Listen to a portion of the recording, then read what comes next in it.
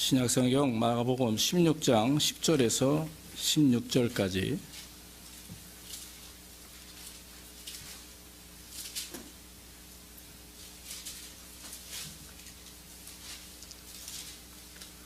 찾으신 줄 알고 봉독합니다. 마리아가 가서 예수와 함께 하던 사람들의 슬퍼하며 울고 있는 중에 이 일을 고하매 그들은 예수의 살으셨다는 것과 마리아에게 보이셨다는 것을 듣고도 믿지 아니하느니라. 그 후에 저희 중 두 사람이 걸어서 시골로 갈 때 예수께서 다른 모양으로 저희에게 나타나시니 두 사람이 가서 남은 제자들에게 고하였으되 역시 믿지 아니하니라. 그 후에 11 제자가 음식 먹을 때 예수께서 저희에게 나타나사 저희의 믿음 없는 것과 마음이 완악한 것을 꾸짖으시니 이는 자기의 살아난 것을 본 자들의 말을 믿지 아니함일러라. 또 가라사대 너희는 온 천하에 다니며 만민에게 복음을 전파하라. 믿고 세례를 받는 사람은 구원을 얻을 것이요 믿지 않는 사람은 정죄를 받으리라. 아멘. 아멘. 예, 우리는 지난주에 우리가 부활절 예배를 드렸습니다. 예, 항상 우리가 마음속에 있는 것은 부활절뿐만 아니라 날마다 마음에 부활하신 예수님을 모시고 또 신앙생활하고 또 예배도 드리고, 그래서 그 부활의 주님은 우리에게 새 생명을 주신 분이죠. 그러니까 우리가 예수 믿고 구원받아서 하나님의 자녀가 되고 은혜를 누린다라고 하는 것은 내 안에 새 생명이 역사한다라고 하는 것입니다. 새 생명은 힘을 불어넣어주고 죽었던 자를 살리는 영이기 때문에 그 새 생명이 우리 안에 역사하신다. 바로 그리스도 영께서 우리 안에 역사하시는데 늘 기쁘고 감사하고 힘들고 어려워도 심지어는 죽을 고비를 경험해도 우리가 내 안에서 역사하시는 그 생명의 능력이 나를 활력 있게 하시고 이기게 하시고 능력 있게 하시는 은혜가 있는 줄로 믿습니다. 그래서 우리가 부활신앙을 갖는다는 것 너무나 중요하고 귀한 일이죠.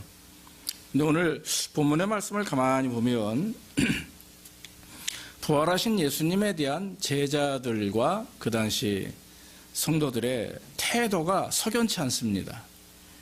다시 말씀드리면 예수님의 부활을 믿지 않는 모습이 성경에 기록되어 있습니다. 오늘 우리가 본문의 말씀을 보면 11절과 13절, 14절까지 연결되죠. 11절 말씀 보니까 마리아가 가서 예수와 함께 하던 사람들의 슬퍼하며 울고 있는 중에 이 일을 고하매 그들은 예수의 살으셨다는 것과 마리아에게 보이셨다는 것을 듣고도 믿지 아니하니라. 자, 이 사람들이 믿지 않고, 두 번째는 시골로 가던 두 사람에게 다른 모습으로 나타나신 예수님이 제자들에게 그 예수님을 만났다라고 이렇게 이제 전하니까 그 제자들이 그 두 사람의 말을 믿지 않는 거예요. 네. 그리고 마지막에는 이제 예수님께서 제자들에게 한 곳에 모여있을 때, 제자들이 모여있을 때 나타나셔가지고 하시는 말씀이 성경에 나와 있죠. 14절 말씀에 예수께서 저희에게 나타나서 저희의 믿음 없는 것과 마음이 완악한 것을 꾸짖으시니 이는 자기의 살아난 것을 본 자들의 말을 믿지 아니함일러라. 심지어는 제자들까지도 예수님의 부활하심을 믿지 않았다 하는 것입니다. 예수님을 따랐던 많은 성도들, 많은 제자들이 있었죠. 그런데 예수님의 부활을 처음 보았던 그런 여인들, 마리아와 마르다와 살로메와 같은 여인들의 얘기, 또 예수님과 함께 길을 걸었던 두 증인의 얘기, 이런 이야기들을 믿지 않았기 때문에 예수님은 마지막에 그 제자들에게 나타나셔서 너희의 완악한 마음, 그 믿음 없는 것을 꾸짖으셨다라고 하는 것입니다. 믿지 않았다는 말이 3번이나 마가복음에는 등장합니다. 여러분, 우리가 신앙생활하면서 저와 여러분들도 아마도 종종 이런 경험을 하지 않나 싶습니다. 예수님의 부활을 입으로 말하면서도 예수님과 함께 동행하는 삶을 살지 못할 때가 있습니다. 또한 세상 사람들은 더하죠. 예수를 증거해도 우리가 예수 믿으세요 말을 해도 믿지 않는 경우들이 있죠. 예전에 저희가 이제 전도할 때 아시에 가가지고 뭐 H마트에 가서 CD하고 컵케이크 가지고 전도하면 그냥 가다가 바로 그 2, 3m 앞이 아닙니까? 어떤 사람은 쓰레기통에, 어떤 사람은 카트에 놓고 그냥 가는 경우들이 있어요. 그러면 이제 가다가 씁쓸한 마음으로 또 다시 그걸 제가 수거해서 사용하고 CD 같은 거 뭐 빵이야 버리겠지만 그런 경험들을 참 많이 했습니다. 예수 그리스도를 믿는 성도들이 예수님이 부활하셨다라고 하는 사실, 그래서 지금도 우리와 동행하시고 역사하신다라고 하는 사실을 믿고 또 그것을 삶 속에서 체험할 때 우리는 그 은혜를 경험하게 되는 것입니다. 그런데 왜 오늘 제자들이 예수님이 부활하셨음에도 불구하고 믿지 않았는가 보면 사실 크게 두 가지 이유가 있어요. 첫째는 뭐냐면 하나님의 말씀을 믿지 않았어요. 약속을 믿지 않았어요. 예수님이 3년 동안 예수님의 제자들과 함께 했죠. 그런데 계속해서 부활을 말씀합니다. 의미심장하게 말씀합니다. 뭐냐면 인자가 많은 고난을 받고 죽을 것이다. 죽은 지 3일 만에 다시 부활할 것이다. 그런 말씀을 하셨어요. 마태마가 누가 요한복음 4복음서 안에 적어도 쉽게 찾을 수 있는 것만 해도 6번이 넘습니다. 그리고 길을 가시다가 헤롯 성전을 보시고 예루살렘 성전을 보시고 이 성전을 무너뜨려라. 그러면 내가 3일 만에 다시 세우겠다. 그런 말씀도 하시고. 그래서 인자가 고난을 받고 죽은 지 3일 만에 다시 살아날 것이다 라고 하는 동일한 말씀을 마태 마가복음에서 누가복음에서 6번이나 말씀했음에도 불구하고 제자들은 그때서 예 알겠습니다 해놓고 막상 예수님이 십자가에 죽게 되자 부활하신다는 생각을 잊어버리게 되었다라고 하는 거죠. 그래서 하나님의 약속을 잊어버렸습니다. 잊어버리면 믿지 않는 거예요. 말씀을 들었으나 그 말씀에 대한 믿음이 없기 때문에 흘려버리는 거죠. 여러분, 또 한 가지는 주님의 능력을 깨닫지 못했다라고 하는 것입니다. 그 당시 제자들이. 예수님을 따랐던 제자들입니다. 3년이라고 하는 시간이면 짧은 시간이 아닙니다. 그렇잖아요. 3년을 예수님과 동행했다. 여러분, 만약에 예수님이 실제 이 자리에 나타나셔가지고 우리와 같이 우리 교회 제자교회 성도들하고 3년을 같이 먹고 마신다고 생각을 해보세요. 우리 생각이 쉽게 변화될 것 같잖아요. 그렇죠? 예수님이 함께 하시는데 쉽게 변화되고 쉽게 정말 주님 말씀대로 평생을 주를 위해서 충성봉사 다하고 목숨까지 내놓을 수 있는 그런 마음에 결심이 생길 것 같아요. 그런데 그렇지 않은 것 같습니다. 제자들의 모습을 보니까 어때요? 주의 능력을 깨닫지 못합니다. 눈으로 보고 체험했음에도 불구하고 병든 자를 살리고 죽은 나사로를 일으키시고 혈루병 환자를 또 일으키시고 수많은 기적들을 행하셨음에도 불구하고 믿지 못해요. 오늘날도 마찬가지입니다. 교회 안에서 일어나는 역사들 또 어떤 질병 가운데서 구원받은 성도들 보면서 아멘 하지만 내가 만약에 죽어가는데 예수님이 나를 살려주실 것이다 라고 하는 믿음을 갖는다면 얼마나 좋아요. 근데 다른 사람이 행한 것에 대해서는 아멘 하지만 내 자신이 직접 그런 경험을 할 때는 믿습니다 주님하고 매달리는 일들이 참 부족하다 하는 것을 우리는 알게 됩니다. 예수님의 제자들도 예수님께서 부활하신다고 말씀을 했지만 십자가에 죽기 전에 많은 고통과 침뱉음과 조롱을 당하는 것을 보면서 제자들의 마음이 어땠겠어요? 아마도 그런 마음의 믿음과 용기가 많이 수그러들지 않았나 싶습니다. 나사로가 죽었을 때 예수님께서 이틀을 더 요하시고 나사로에게 찾아가셨죠. 그때 마르다가 막 뛰어나오면서 하는 말이 어떻습니까? 요한복음 11장에 보면 주님 왜 인제 오셨습니까? 예수님이 조금만 일찍 오셨으면 우리 오빠가 죽지 않았을 것인데 왜 이제 오셨습니까? 그러면서 울며 슬퍼하죠. 그 얘기는 뭡니까? 예수님이 내 오빠를 살리실 수 있다라고 하는 그 믿음이 없다라고 하는 거예요.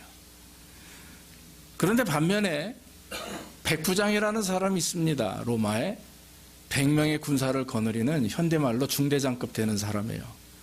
로마의 군인이고 귀족입니다.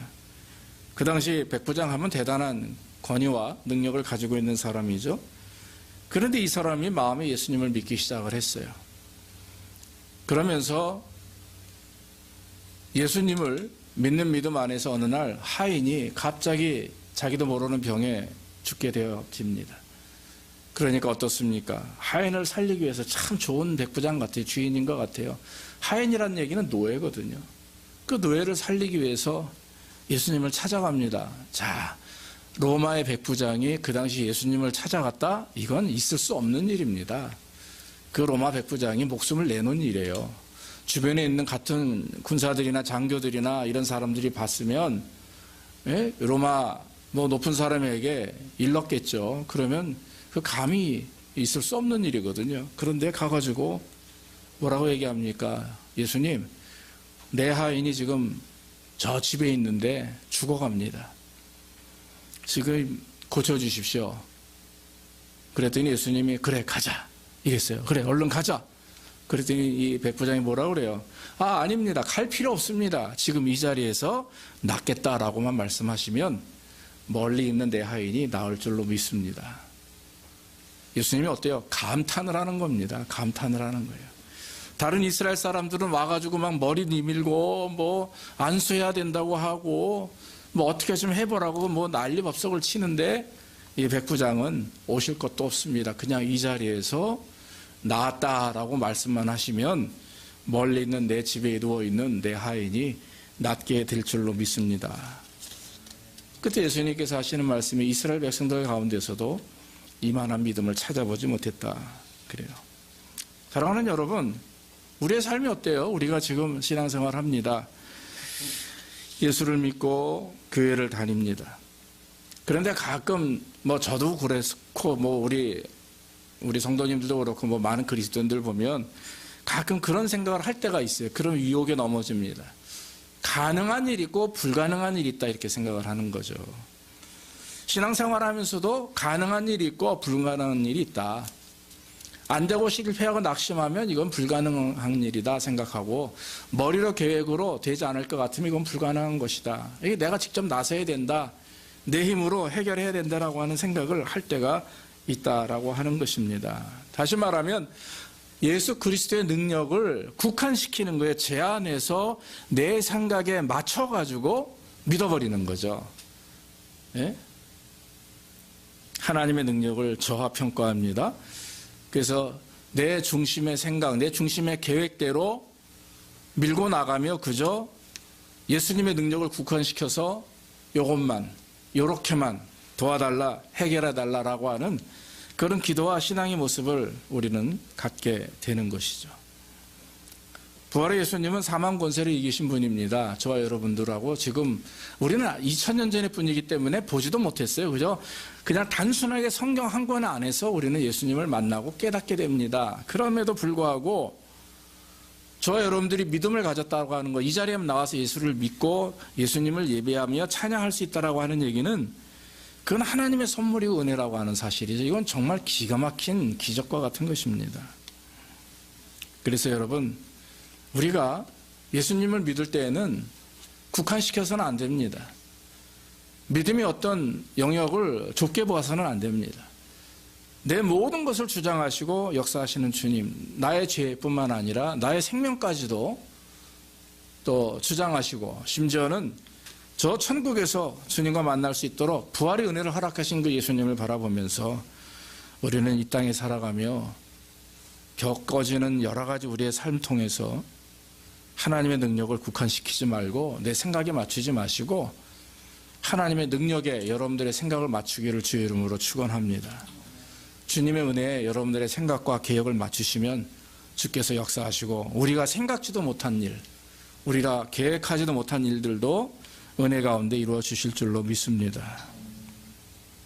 성경에 보면 예수님께서 환자들이 많이 오잖아요. 예수님께서 그 환자들을 치료하실 때 보면은 그 당시 불치병이라고 그러죠. 혈루병, 안진뱅이, 눈먼소경 이런 분들이 이제 많이 오면 예수님께서 그냥 안수하시면서 이렇게 어떤 방법을 액션을 취해가지고 하신 것들이 별로 없습니다.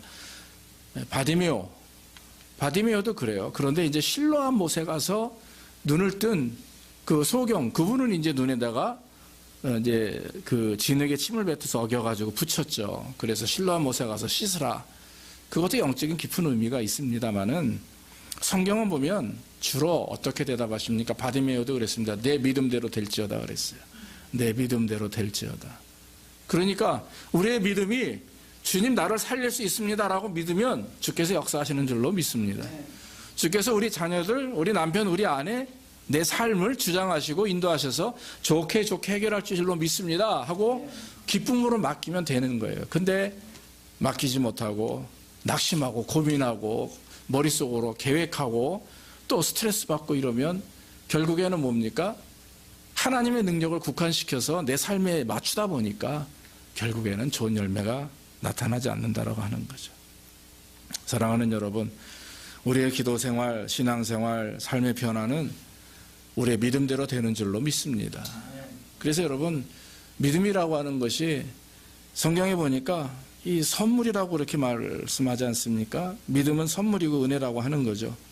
그렇기 때문에 여러분, 믿음을 쌓기 위해서 내가 어떤 행위를 해야 되고 액션을 해야 되고 예배를 잘 드려야 되고 근데 믿음을 얻기 위한 목적으로 예배를 드려서는 안 되고 믿음을 가지고 예배를 드려야 되는 거죠. 믿음을 가지고 기도하는 것이고, 그러니까 믿음은 선물이고 은혜이기 때문에 예수님을 만나고 하나님 앞에 간구하십시오. 그러나 정말 중요한 것은 예수님을 만나고 또 성경을 통해서 주님과 동행하는 삶을 살 때 역사가 일어나는 것이죠. 저도 모태신앙입니다. 할아버지 때부터 외가 쪽은 계속해서 모태신앙입니다. 목회자들이 있습니다. 우리 집안 내 다들 다 신앙인들의 삶을 살고 계신데, 정말 제가 주님을 깊이 만난 것은 고등학교 2학년 때였어요. 그런데 여러분, 성경을 통해서 또 정말 기도 가운데 깊은 영적 체험을 한 다음에 어떤 마음이 생기냐 하면은 늘 주님께 감사하는 마음이 생깁니다. 근데 그 감사하는 마음이 감사할 조건에서만 생기는 게 아니고 감사할 수 없는 조건임에도 불구하고 감사가 찾아져요. 거기서 9가지는 비관적인데 한 가지 감사 조건이 찾아지니까 저도 모르게 주여 감사합니다라는 그 말과 고백이 나오더라 이거죠. 나 같은 죄인 주님이 사랑하시는구나. 나 같은 못된 사람도 주님이 선택하셔서 하나님의 종으로 만드시는구나. 내 문제와 내 상처를 주님께서 위로하시는구나. 성경을 읽으면서 기도하면서 나와 함께 하시는 하나님을 내가 계속해서 만나게 되니까 나도 모르게 주님을 의지하게 되고 주를 믿게 되고 또 겁없이, 정말 한마디로 겁없이 주의 종이 되겠다고 이렇게 나서게 됐다라고 하는 거죠. 다 그것도 하나님의 은혜라고 하는 것이죠. 성경을 보면 우리가 알지만 예수님이 부활하셨을 때 도마는 이 제자들과 같이 있던 첫 번째 만남 그 현장에 도마는 없었어요. 도마는 굉장히 상처받고 심한 갈등 속에서 자기 집에서 있었죠. 두 번째 만남에 도마가 나타나고 그리고 예수님도 오셨습니다. 그리고 나서 도마 앞에 서가지고는 뭐라고 말씀하십니까? 너는 나를 본 고로 믿느냐? 나를 보지 못하고 믿는 믿음이 크도다 그랬어요. 그러면서 여러분, 믿음이라고 하는 것은 보고 믿는 것이 아닙니다. 그래서 히브리서 11장에도 1절에 믿음은 바라는 것들의 실상이요 보지 못하는 것들의 증거다 그렇게 말씀을 하고 있습니다. 그래서 여러분 가만 보니까 보지 못하고 믿는 자들은 복되다. 자, 그 당시에 도마에게는 보지 않고 부활에 대한 말씀을 믿고 나를 믿으면 되는데 라고 하는 의미가 있겠지만 지금 우리가 볼 때는 어때요 여러분? 우리는 예수님을 보지 못했어요. 그러나 본 것처럼 우리는 신앙생활을 하는 거죠. 그렇죠? 느끼는 거죠. 이것이 뭡니까? 믿음은 바라는 것들의 실상이요 보지 못하는 것들의 증거다. 예수님을 만나기를 바라고 예수님을 믿기를 바라는 우리 마음이 실상 속에서 증언으로 나타나고 증거로 체험으로 나타나는 삶을 사는 것이 아닙니까? 이것이 바로 믿음 생활이라고 하는 것이죠. 여러분, 오늘 성경 말씀 15절 16절 14절부터 16절 보면 예수님이 믿음 없는 제자들을 책망을 하십니다. 저희 믿음 없는 것과 마음이 완악한 것을 꾸짖으셨다 그랬어요. 믿음이 없다, 완악하다라고 하는 말은 특히 두 개의 그런 어떤 단어로 해석이 됩니다. 믿음이 없다라고 하는 말은 아피스티아라고 해서 아예 너희들은 믿음 생초보, 아주 믿음이 아예 없다 이게 아니에요. 그 말이 뭐냐면 믿음이 있는 것 같았으나 믿음이 너무 소멸되어 버렸습니다. 근본적으로 아예 믿지 않는 불신앙이 아니라 믿음은 있으나 믿음이 아직 약해진 상태를 말하는 거예요. 왜냐하면 눈앞에 있던 예수님이 돌아가셨잖아요. 죽었잖아요. 가진 고통을 당하고. 죽었기 때문에 그 시리에 빠진 그 상처와 실망은 이루 말할 수 없을 겁니다. 3년 동안 나의 주님이라고 정말 모든 걸 바쳐서 따랐는데 돌아가셨어요. 죽었어요. 어떻게 됩니까? 그 마음에 깊은 상처 때문에 예수님에 대한 그런 상처가 오히려 예수님의 부활에 대한 믿음을 소멸시켜버렸다라고 하는 거죠. 그래서 아주 믿음이 약한 상태, 나약한 상태를 말하고, 마음이 완악하다라고 하는 것은 확실한 증거가 있었음에도 불구하고 거부하는 상태를 말한다고 합니다. 그런데 예수님이 부활하셨음에도 불구하고 내 마음의 상처 때문에, 내 믿음이 소멸되어 있기 때문에 나도 모르는 사이에 완악한 마음으로 되어버린 거죠. 그래서 심지어는 교만한 마음으로, 불신앙의 마음으로 되어버린 그 상태가 바로 완악한 마음이에요. 그래서 여러분, 신앙생활하다가 시험이 들거나 또 교회 안에서 믿음 생활하다가 어떤 문제가 생겼을 때, 또 내가 정말 잘 섬겼던 교회, 또 잘 섬겼던 목사님이 또 뭐 소천하셨거나 이랬을 때 우리는 그런 경험들을 하게 돼요. 그런데 그런 어떤 믿음의 나약함 속에서 빨리 회복하기 위해서는 더 적극적으로 주님을 의지해야 되는데, 그러지 못할 때는 나도 모르는 사이에 마귀가 뭘 줍니까? 완악한 마음을 줘버리는 거예요. 그래서 아예 교회를 떠나게 만들고, 하나님을 떠나게 만들고, 사람들을 떠나게 만드는 그런 일들을 우리는 겪게 된다라고 하는 것이죠. 이스라엘 백성들이 애굽에서 나와서 가나안으로 갈 때 하나님께서 모세를 통해 바로에게 가서 우리 백성들을 놓아주어라, 하나님이 말씀하셨다 여러 차례 말했지만 어때요? 바로는 성경 말씀에 하나님이 그의 마음을 완악하게 하셨다 그랬어요. 완악하게 해가지고 결국엔 어떻게 합니까? 이스라엘을 놓아주지 않는 지경에까지 이르게 되는 거죠. 결국 10가지 재앙을 받고서야 그때서야 비로소 이스라엘을 놓아주게 되는 것입니다. 여러분, 우리의 삶 속에는 완악함이 있어요. 그건 뭡니까? 꼭 붙들고 놓지 못하는 게 있어요. 지금 저나 여러분들이나 삶 속에서 이것만은 안 돼라고 놓지 못하는 것들, 여러분 그것이 무엇인지 한번 돌아봅시다. 혹시 그것 때문에 내가 하나님을 섬기는 일에, 예배드리는 일에, 신앙생활하는 일에, 말씀대로 살아가는 그런 일에 방해가 되는 것이 뭔지, 그것이 내 자존심일 수도 있어요. 나도 모르는 내 안에 있는 교만일 수도 있고, 또 예전에 내가 경험했던 상처일 수가 있습니다. 이런 것들이 온전한 신앙생활을 하게 믿음으로 달려가고 있는 우리의 삶의 모습을 자꾸 방해하는 거죠. 그건 여러분 굉장히 영적인 문제입니다. 그래서 그냥 결심해가지고 되는 게 아니라 주님 앞에 내려놓고 맡겨야 될 줄로 믿습니다.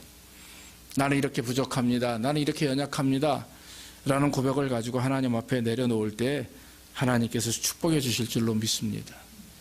예수님께서 마지막 하신 말씀은 오늘 갑자기 예수님이 15절 16절에 너희는 온천에 다니며 만민에게 복음을 전하라 그랬어요. 자, 믿음 없음을 책망하신 예수님께서 갑자기 하시는 말씀이 너희는 만천하에 복음을 증거하라. 너희를 통해서 믿고 세례를 받으면 구원을 얻고 믿지 않는 사람은 정죄를 받으리라. 이건 아주 구원과 심판을 말씀하는 겁니다. 여러분, 복음이 뭡니까? 복음은 예수 그리스도께서 이 땅에 오셔서 우리 죄를 대속하시고 누구든지 주의 이름을 부르는 자들은 구원을 주신다라고 하는 거예요. 요한복음 3장 16절과 마찬가지고 또 로마서 10장 13절의 말씀과 마찬가지입니다. 예수 믿는 성도들이 이 땅에 살아가면서 받는 사명은 바로 무엇입니까? 저 여러분들의 삶의 사명이 과연 뭘까요? 그것은 바로 복음을 증거하는 일입니다. 내 지혜도 아니고 내 경험도 아닌 십자가의 능력을 증거하는 일. 그래서 오늘 말씀을 보면 예수님의 부활을 믿지 않았던 제자들에게 하시는 말씀이 온 천하에 다니며 복음을 증거하라, 그렇게 말씀을 했습니다. 예수님의 제자들은요, 교육도 받지 못했어요. 지금 여기 계신 분들은 그래도 초, 중고등학교, 대학교까지 다 나오시잖아요. 근데 그때는 학교가 어디 있습니까? 눈 뜨자마자 부모님에게 배운 게 베드로는 어부였었어요. 예. 예수님도 목수였었습니다. 요셉이 목수였었거든요, 아버지가. 자, 그렇게 하루 벌어서 하루 먹고 사는 직업이었었는데 이 사람들에게 교육이 어디 있습니까? 그런데도 불구하고 복음을 증거하라. 일반적인 직업을 가졌고 다양한 환경과 배경 속에서 자랐지만 예수님은 동일한 한 가지 미션을 주십니다. 그게 바로 복음을 증거하라 하는 것입니다. 사랑하는 여러분, 예수님은요, 현재 우리의 상태나 삶을 보시고 그것으로 만족하시는 분이 아닙니다. 예수님의 제자들이 예수님의 부활을 믿지 못하고 있을 때 얼마나 답답하시겠어요. 쟤네들이 과연 뭘 할까? 나를 믿지 않는데, 그런 생각을 가졌겠죠. 그런데 딱 하시는 말씀이 복음을 증거하라. 즉 나를 나가서 증거하라 이거예요. 예수님은 아셨습니다. 그들의 변화될 것을 아셨어요. 주님도 마찬가지입니다. 지금 우리를 보고 계시며 지금 우리가 당하고 있는 우리의 삶의 모습을 보면서 안타까워하시고 애처로워하시지만 믿고 계세요. 알고 계시는 게 뭡니까? 바로 저와 여러분들이 하나님의 큰 일을 감당하실 것을 알고 계시는 줄로 믿습니다. 저는 직접 우리 집사님들도 제가 기대하고 있지만 저는 정말 큰 기대를 우리 자녀들에게 하고 있어요. 그래서 새벽마다 놓치지 않고 기도하는 게 바로 여러분들 한 사람 한 사람입니다. 왜냐하면 여러분들을 통해서 우리 자녀들을 통해서 하나님이 하실 일이 있기 때문에 그래요. 우리의 눈은 우리 자녀들이 안타깝고 나약하고 그렇죠. 예배 시간에 뭐 계속 앉아서 졸지를 않나, 이렇게 저렇게 난리를 치지만 내 자녀들이라 할지라도 근데 어때요? 이 사람들이 커가지고 뭐가 됩니까? 하나님의 큰 일을 감당하는, 아니 자기가 속해 있는 곳에서 하나님 일을 높일 수 있는 큰 자녀들로, 그리고 이 땅에서 풍요롭게 예수님의 이름을 높일 수 있는 자녀들로 선달아가 하는 것이죠. 여러분, 예수님은 제자들을 아십니다. 그렇기 때문에 제자들을 복음을 증거하라 했는데 사도행전 1장 8절에 보니까 뭐라고 말씀하시냐면 성령이 너에게 임하시면 너희가 권능을 받고 온 유대와 사마리아와 땅끝까지 이르러 내 증인이 되라, 이렇게 말씀을 했습니다. 중요한 것은 여러분, 성령이 임하면 그리고 권능을 받고가 중요한 거예요. 예수님이 부활승천하신 다음에 바로 우리에게 보내주신 것이 보혜사 성령이었죠. 그래서 예수님의 제자들이 성령을 충만히 받고 복음을 증거하는 하나님의 종들이 되었다라고 하는 것입니다. 사랑하는 여러분, 우리의 미션은 주님이 주신 그런 명령은 복음을 증거하는 일입니다.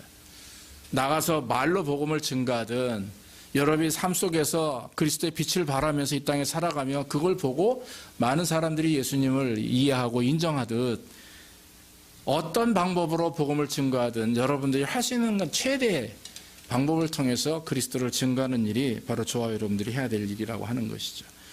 그럴 때 우리 주께서 우리의 모든 것들을 채우실 줄로 믿습니다.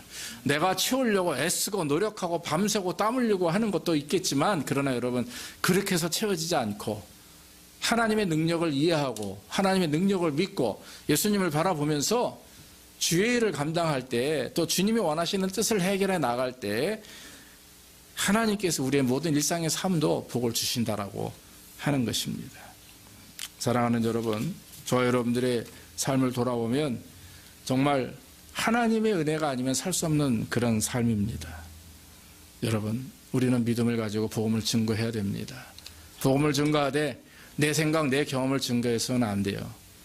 예전에 보니까 어릴 때, 우리 자녀들 나이 때 제가 다니던 교회에서 전도 집회를 하는데 간증자가 왔어요. 8시에 예배인데 설교가 12시에 끝나요. 돌아보면 그때 정말 무슨 얘기를 들었냐면 목사님 막 뒤에서 얼굴 울그락불그락 하는 겁니다. 끝마치질 않으니까. 주일날 8시에 예배를 밤 12시까지 하고 있으니 얼마나 힘들어요.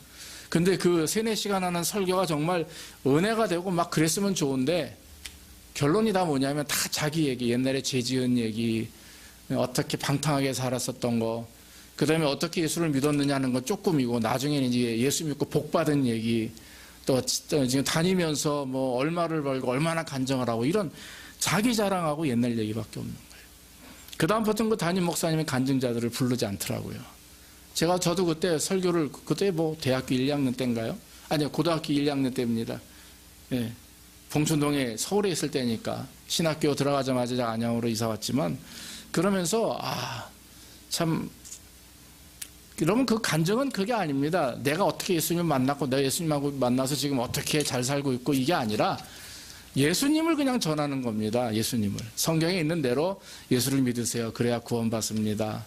그래서 그렇게 복음을 증거하는 것이, 그것이 전도지, 내 경험을, 내 생각을, 내 체험을 증거하는 것은 간증이라고 하지 그게 전도가 되는 것이 아닙니다. 그래서 여러분, 간증과 전도는 큰 차이가 있는 거죠. 하나님 우리에게 말씀하시는 것은 간증보다는 전도라고 하는 거죠. 예, 자연스럽게 부담 없이 간증도 얘기할 수가 있습니다. 그러나 정말 주님 우리에게 원하시는 것은 전도, 복음을 증거하는 일입니다. 예수님을 증거하는 일이죠. 모쪼록 저와 여러분들이 부활하신 예수님, 제자들도 예수님의 부활을 믿지 않았지만 예수님께서 그들을 아시고 성령께서 역사하시고 충만하게 임하실 때 그들이 복음을 증거하실 것을 아셨어요.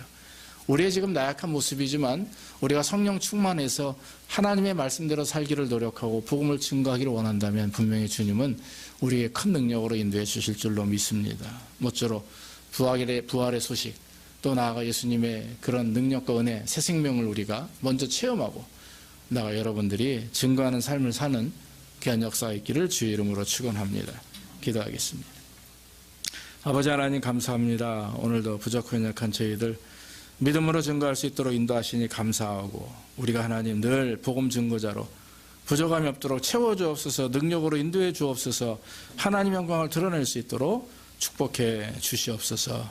예수님의 이름으로 기도하옵나이다. 아멘.